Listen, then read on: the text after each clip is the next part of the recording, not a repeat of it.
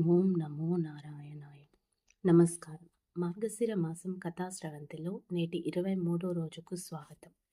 నిన్నటి కథలో కృష్ణుడు బలరాముడు కేవలం 64 రోజుల్లో 64 కళలు నేర్చుకోవడం మరియు యమలోకానికి వెళ్ళి గురుదక్షిణగా గురువు కొడుకును తిరిగి తీసుకురావడం అనే అద్భుత లీల గురించి తెలుసుకున్నాం.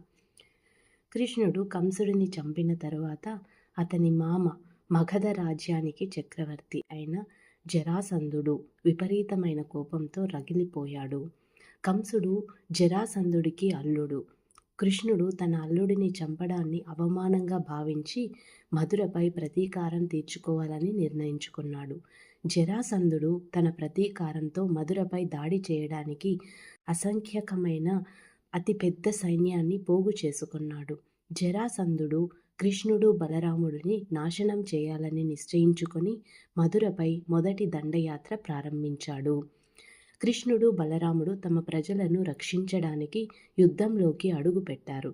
వారు అతి తక్కువ సంఖ్యలో ఉన్నప్పటికీ కృష్ణుడు తన దివ్య శక్తులను, బలరాముడు తన బలంతోనూ పోరాడారు. జరాసంధుడి సైన్యాన్ని పదే పదే ఓడించారు. ప్రతి యుద్ధంలో జరాసంధుడి సైనికులు చనిపోయేవారు, కానీ జరాసంధుడు మాత్రం తప్పించుకునేవాడు. జరాసంధుడు ఓటమిని అంగీకరించకుండా పదే పదే తన సైన్యాన్ని పోగు చేసి మధురపై దాడి చేశాడు.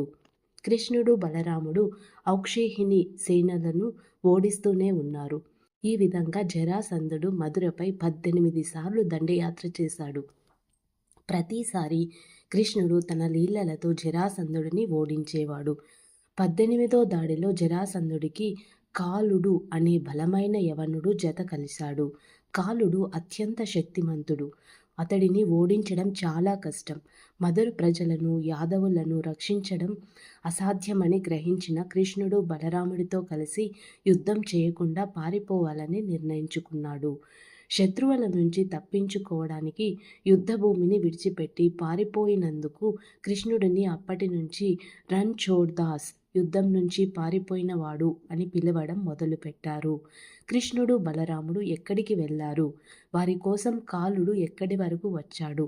ఆ మహాఘట్టం గురించి రేపటి 24వ రోజు కథలో తెలుసుకుందాం. ఓం నమో నారాయణాయ.